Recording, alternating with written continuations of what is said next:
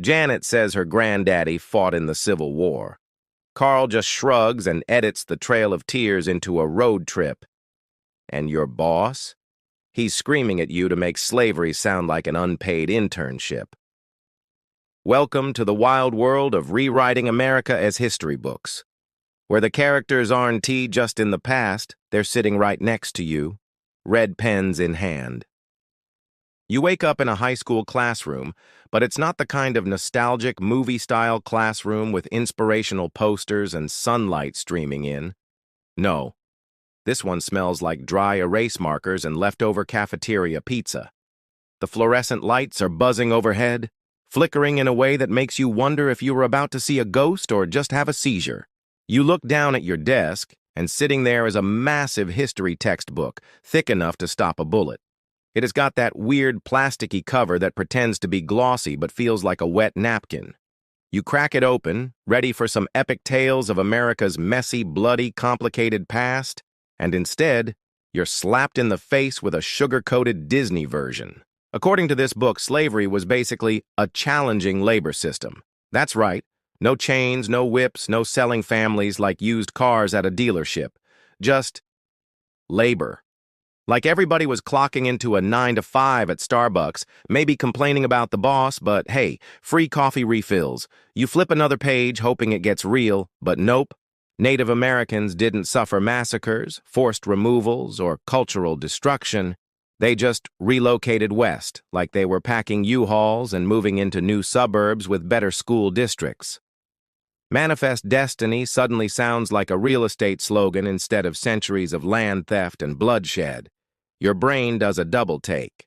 Did history actually happen this way, or is someone gaslighting you from beyond the grave? It's like reading a Yelp review for the Titanic that says, minor water damage, overall fun cruise. You sit there, wide-eyed, as it sinks in.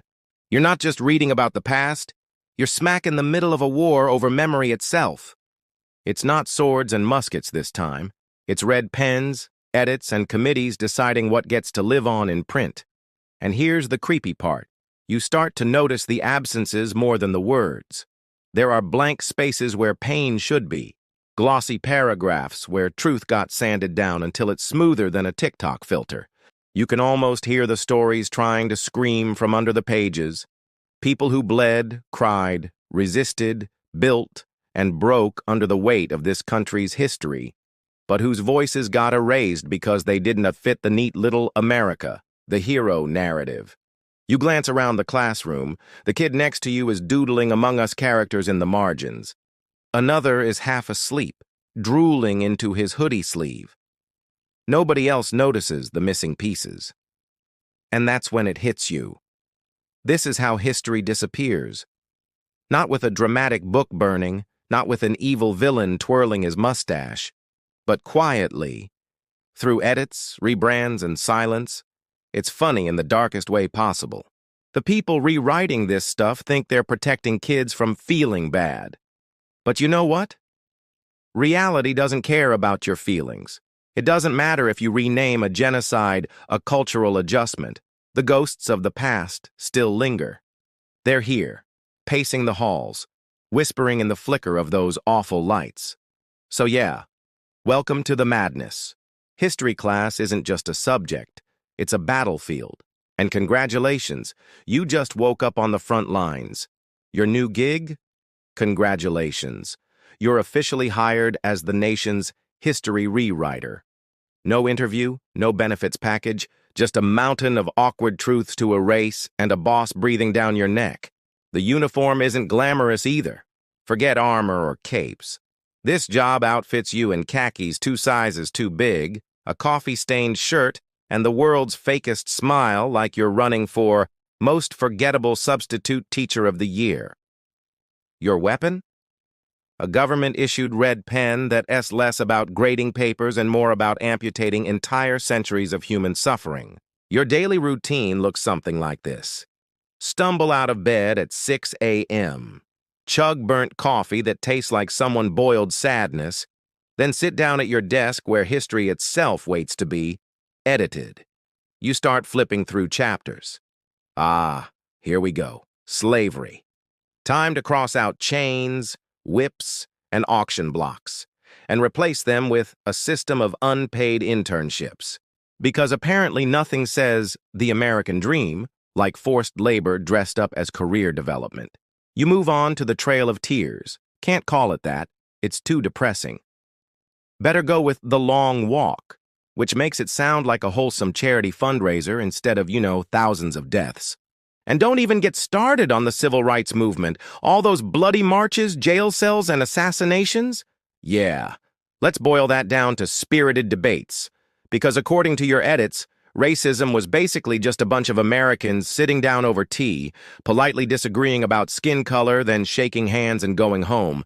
Totally chill. The job starts to feel less like editing and more like crime scene cleanup. You're scrubbing and scrubbing, trying to mop up pools of blood with a single sheet of paper towel. The stench seeps through anyway. No matter how many euphemisms you spray across these pages, the ghosts of truth keep leaking out. It is like spraying Febreze in a frat house after a 3-day bender. The sour beer smell never leaves. And somewhere deep down, you know the kids are just gonna Google this stuff.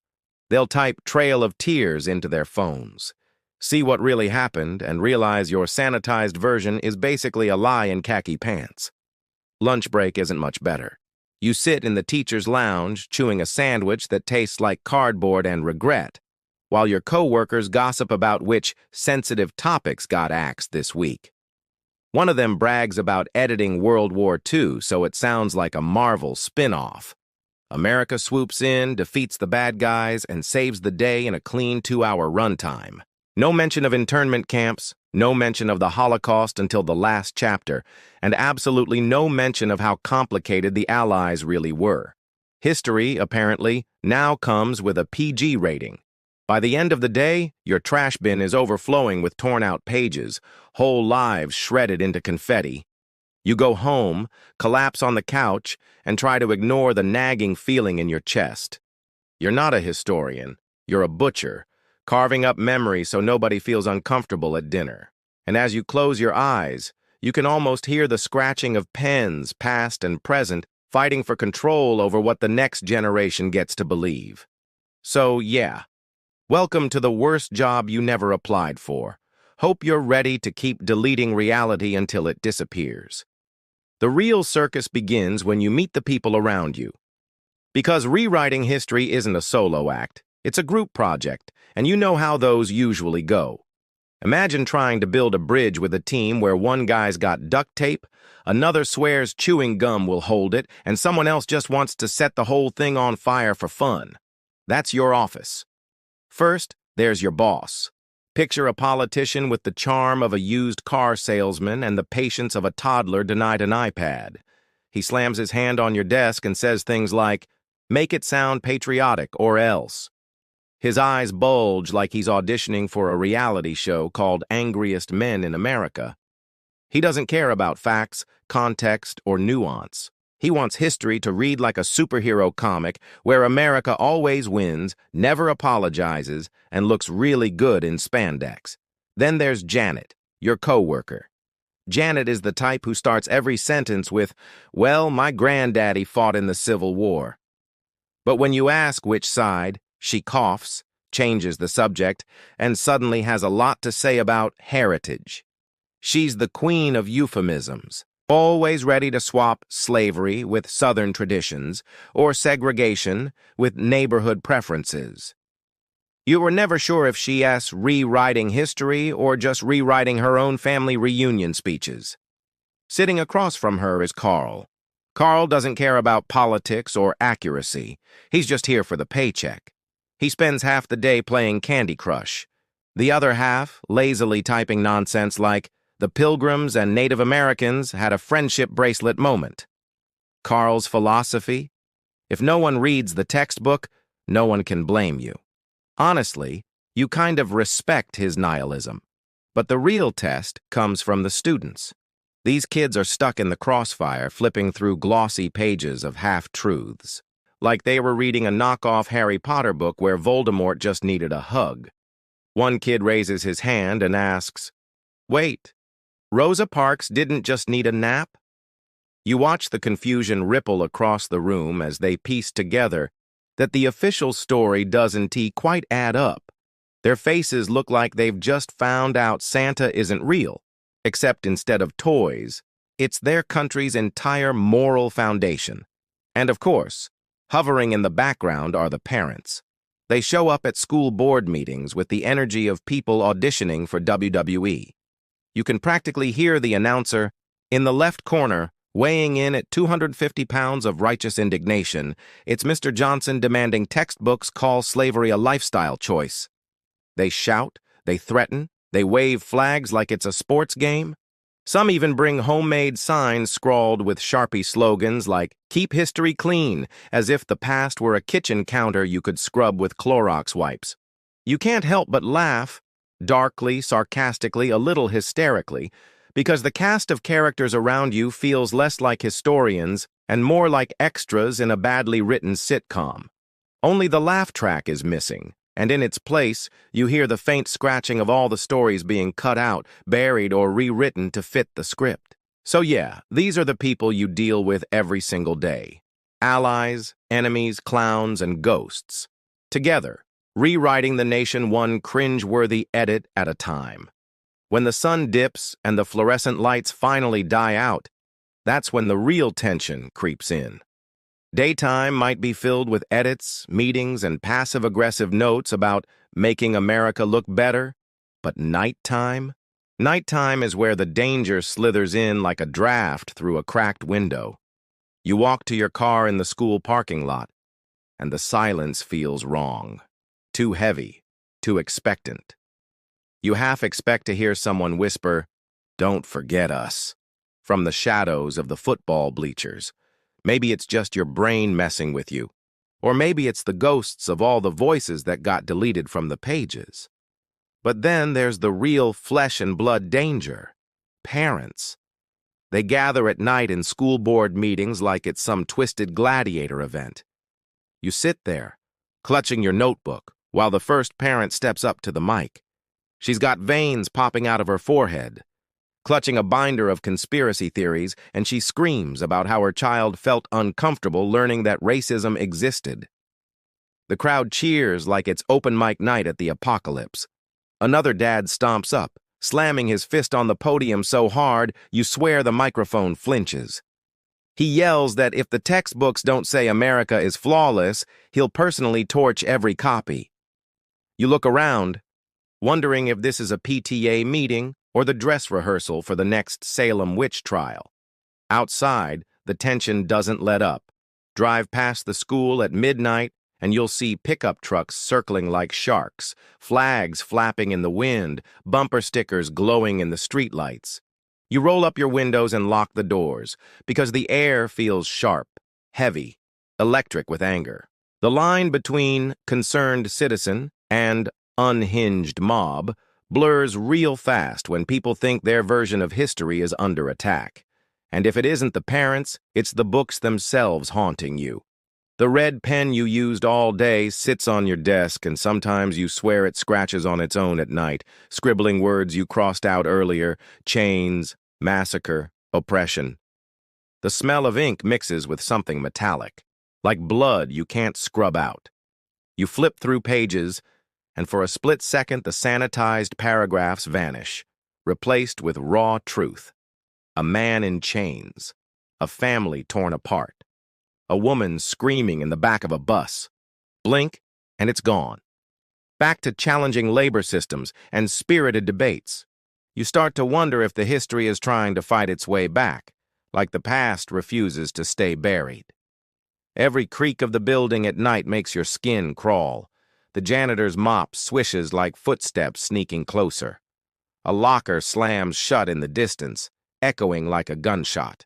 You tell yourself it's nothing, but your pulse knows better. The ghosts of untold stories, the fury of parents, the simmering rage of a country at war with its own memory. They all press in around you, waiting for you to slip, to speak too loudly, to let the truth out when you're supposed to bury it. So you keep your head down, clutch your edits, and pray you make it through another night without becoming the villain of somebody else. It's carefully edited story. Here's the thing nobody tells you. History doesn't just sit quietly in the past. It's not some dusty old diary locked in a trunk in your grandma's attic. History is alive, twitching, muttering, shaping the way people see themselves right now. And when you rewrite it, when you sand off the ugly bits and slap on a fresh coat of patriotic paint, you're not just fixing a story. You're messing with identity, memory, and the entire future. You're putting makeup on a corpse and then trying to convince everyone it's still breathing. You start to realize that every single edit is a tiny act of control. Erase the word slavery, and suddenly entire generations grow up thinking it was just an unfortunate business arrangement. Replace genocide with migration, and people start imagining the past like a cheerful road trip with no body count. It's not just semantics, it's power, because the stories in those books decide who gets to be the hero, who gets to vanish, and who has to spend their adult lives unlearning the lies they were spoon-fed in 4th grade. And here's the cruel joke. The erasures don't protect anyone. They don't stop the pain from existing.